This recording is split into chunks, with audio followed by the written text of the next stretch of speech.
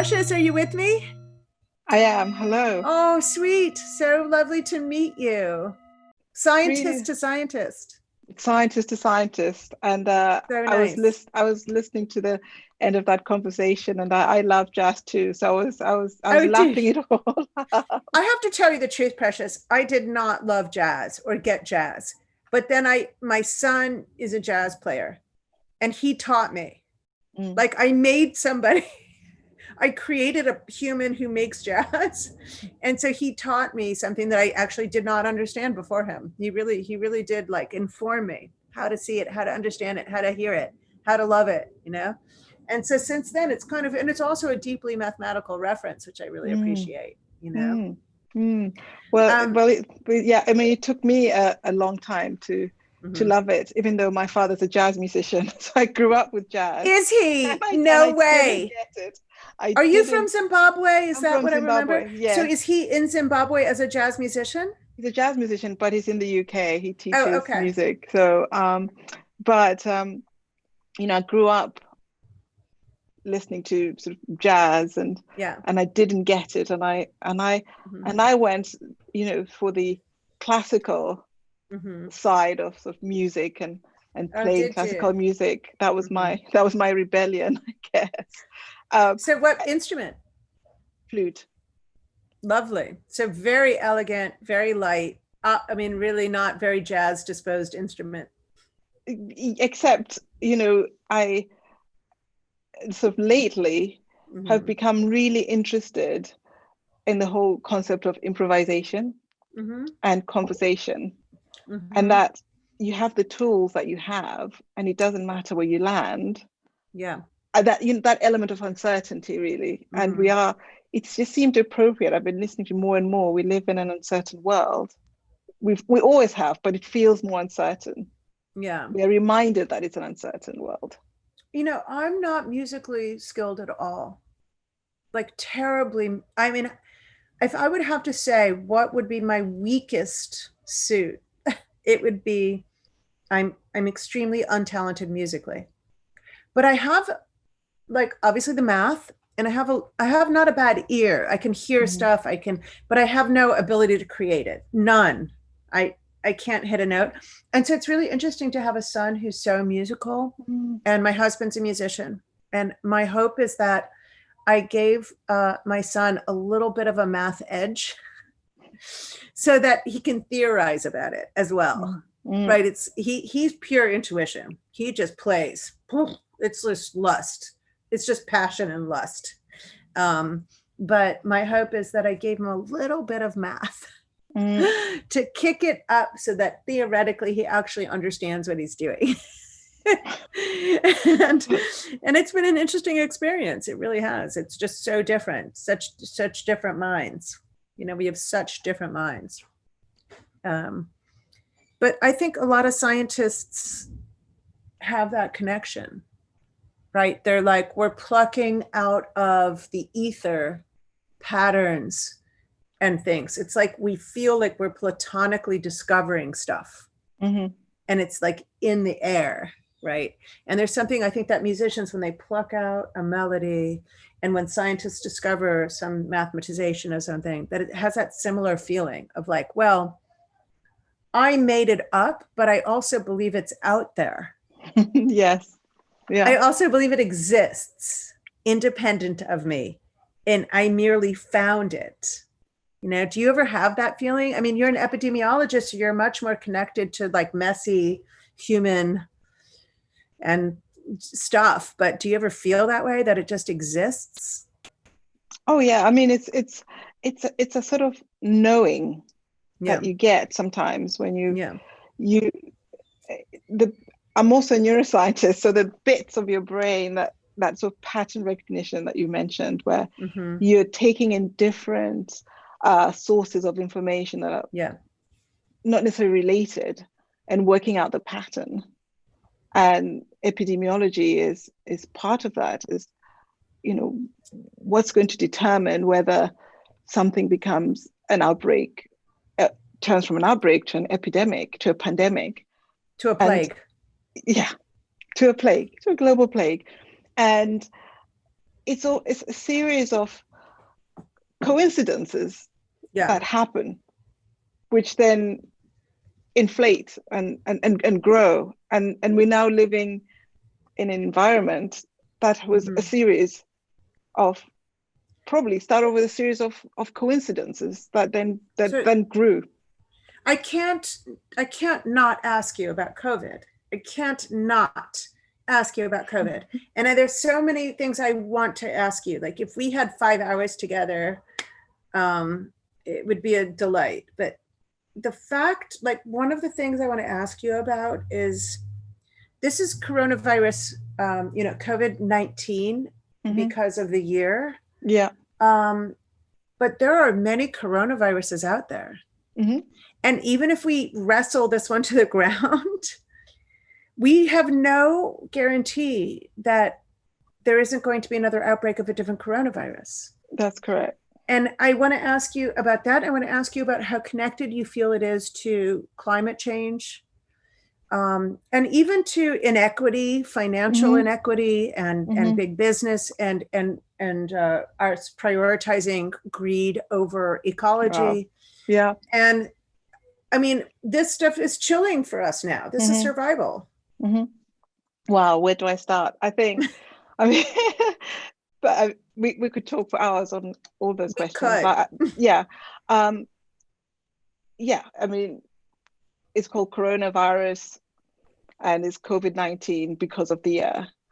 Actually, if you look back, smallpox was a big deal because we managed to eliminate it. How many viruses have we eliminated? We still, or sort of pathogens, we're still struggling with malaria with all our technology.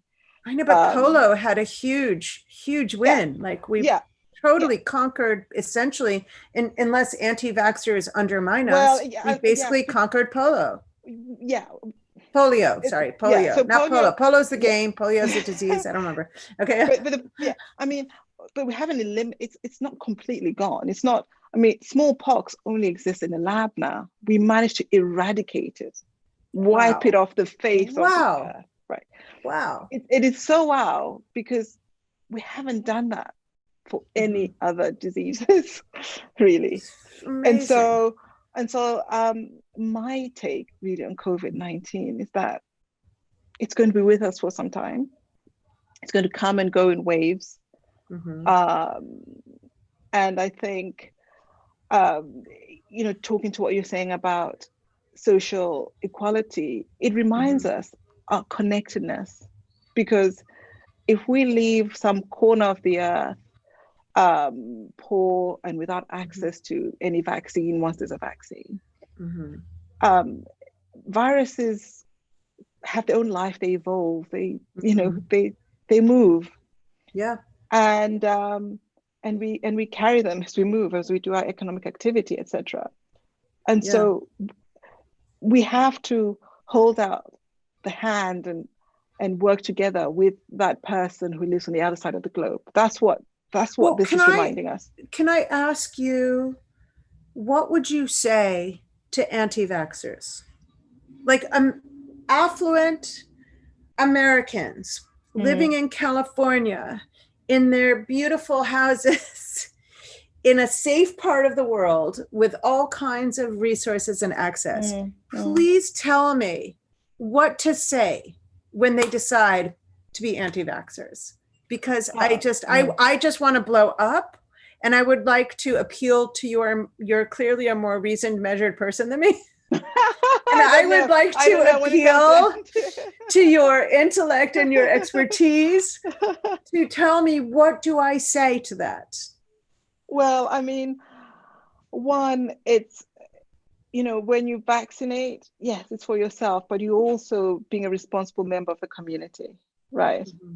And so when they leave themselves, if you're an anti-vaxxer, you don't take take the measles, right? Let's talk about vaccines we have. Yeah. That's exposing someone else's child. So your decision has repercussions on someone else. And why isn't this part of the discussion with the anti-vaxxer movement, because most of the anti-vaxxers are actually left-leaning, well-meaning people who are ill-informed. They're very badly informed, and they think they're doing something right and you know, and peaceful and of the earth. And it's that science, and science is bad, and this is nature, and nature's going to just be our immune system. And like, how do we combat that anti-science mentality, even among people with whom we share a lot of philosophical opinions and principles? Yeah, it comes down to human psychology as well. I think, you know, when there's fear, there's a lot of misinformation. Yeah. And people will grasp at any explanation that somehow, you know, sort of chimes with, it could be some belief that they have, some internal belief system, and is not necessarily related to science. And when you look at the data, at how we used to have childhood mortality, and then the measles vaccine came about, and it shot right down. Right. That's evidence right there that actually. So how do you convince people to think beyond sound bites and to seek evidence? I mean, I'm not actually putting that on you. I'm not actually phrasing that as a question, because that's too big. It's too big. I couldn't answer it. You can't answer it. We can't answer it. It's too much. I think that community sort of aspects and talking to people. One of the most valuable lessons I learned when I was sort of fresh-faced, thinking I knew everything with my fancy degrees, was actually it's really important to sit and break bread with all members of the community, because they have something of value that they can share. And I think even starting by having the conversations is important, and listening to people's fears and holding them, and you know, explaining. So speaking of fears, I was really interested in the apps that you were developing and the research you were doing about trying to get some patch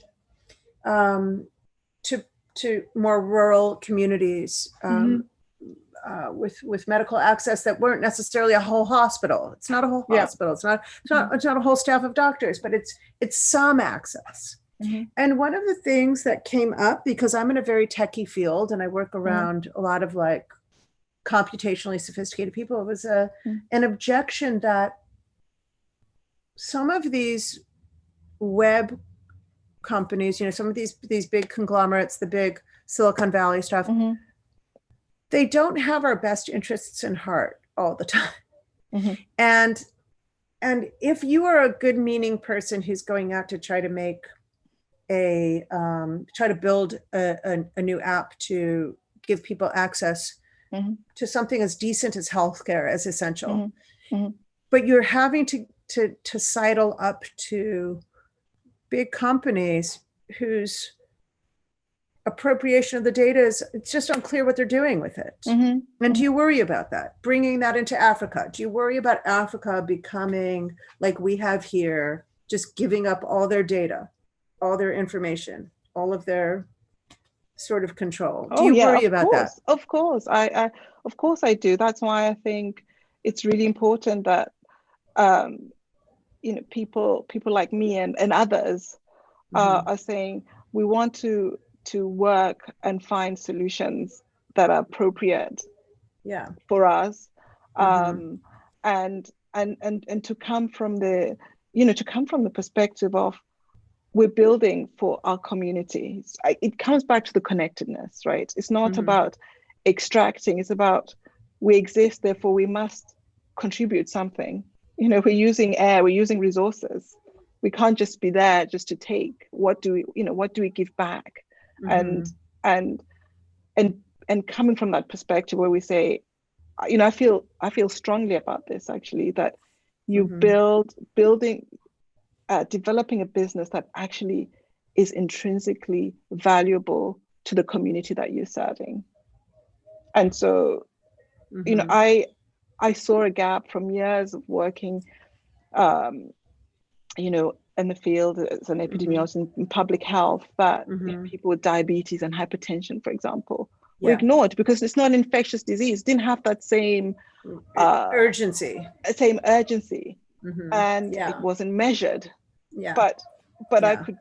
you know, I had family, friends, and I could see that people were affected. Yeah. Um, and and now we know that actually back to COVID is that if you Yeah. have those conditions, you're more likely to get severe COVID. Hmm. Um, So are you it thinking doesn't about, surprise me. no, right? Because it's just, it's like you're teetering on a precipice waiting Mhm. for a push or Yeah, something. yeah. So in terms of COVID, are you thinking about how to develop your technology, your model for providing greater access in Africa and in rural parts Mhm. specifically? Like how is COVID prompting you to what's next? I mean, how does that change your direction? Well, it's opening up. So we started really initially just focusing on diabetes and hypertension. So we said whoever needs access, because for months people haven't been able to travel. And even Mm-hmm. now it started opening up. They're still afraid to go into clinics. Mm-hmm. And Mm-hmm. so what we're seeing is that actually you're Yeah. going to have the indirect effects of COVID, not just being ill from COVID, but being ill Right. because of COVID, Well, because you're not accessing the healthcare. or being hungry. Yeah, yeah, I mean, it's just crazy what the fallout has been. yeah, Like so many people are going to be hungry. they're going to be hungry. And it comes back to, should we be thinking about, you know, a universal, so basic Yeah. salary for people? Hmm. Um, But that's what about how. like contact tracing? Do you think about that? So the contact tracing apps, the Mhm. suggestions of having, you know, an automated contact tracing app is seems like what a great idea. And then we'll narrow in and but it also, it's a form of surveillance.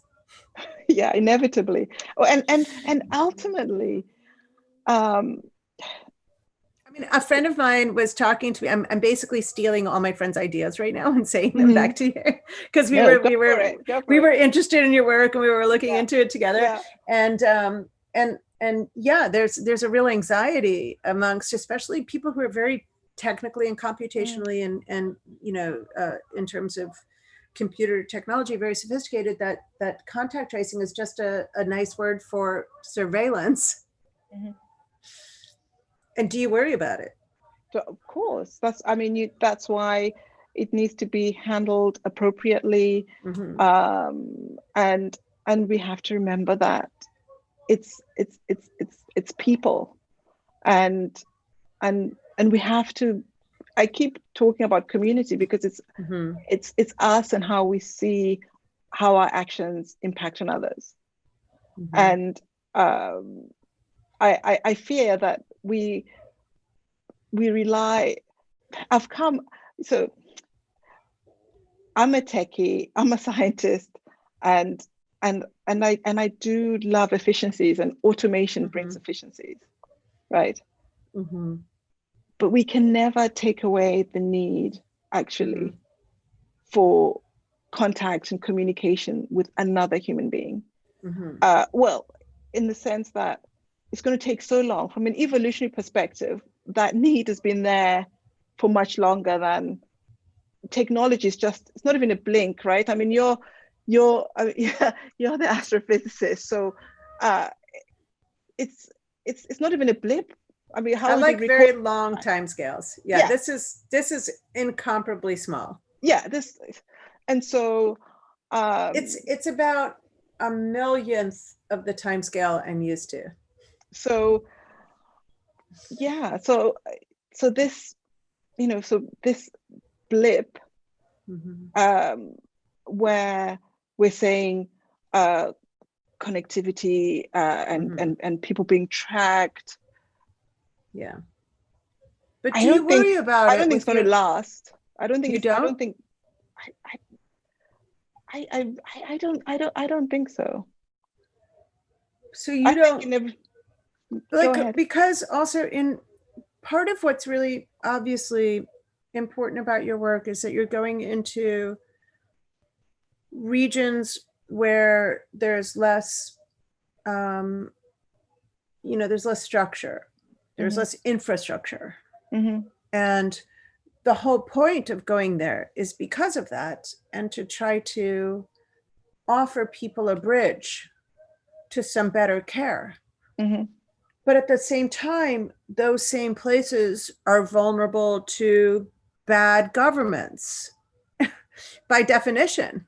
And so if you have a situation where all of their data can be gleaned, and also the government controls the companies that are there, like it just becomes fraught, right? And worrisome. And I just wonder how much of what you're doing is you have to defend against that, or you have to build in protections because here are these people you really want to help, and then you expose their data to like an unstable government, and then they're vulnerable. And so it's a really just seems to me like a super complicated and ambitious goal, and worthy and valuable, but super complicated. It is complicated and really difficult, but the most interesting questions, as you know, which you're working on really complicated stuff. Those are the most interesting problems, the complicated ones, because they're knotty. You're trying to unpick it and figure out that path. I often say, if I'm not confused, I'm not working on the right problem. Yeah. If I am not driven to the point of madness, I have undershot. If I can solve it, then I'm not where I should be. I need to be like in drowning waters, neck deep, and grasping and struggling, because that's when you learn and you make discoveries. But every scientist should basically be pushing themselves to the limit. That's sort of what it means to be a scientist. Yeah, and it means that actually you're always in an uncomfortable space, right? Always in an uncomfortable space. Every little bit of progress unlocks the next thing you don't get. The next thing you don't have any idea what you're even looking at. Yeah. Exactly. And it is really uncomfortable. I was talking to a very good friend of mine, a professor as well, who was like, my kids can't stand the discomfort. And he was really surprised, because they were brilliant kids. They're super talented. They're doing great. They're awesome. But like, we jam ourselves in a position until we're so intensely uncomfortable, we can't stop thinking about anything else. Yeah. And that's all you're thinking about, and you just have to fix it because your own like well-being is on the line, because until you resolve it, you're not your shoulders are gonna be like up to here. You're like tense. You feel like your very existence is tied. You're irritable, and then there's like that moment that and then the next thing you do is you run and make yourself uncomfortable again.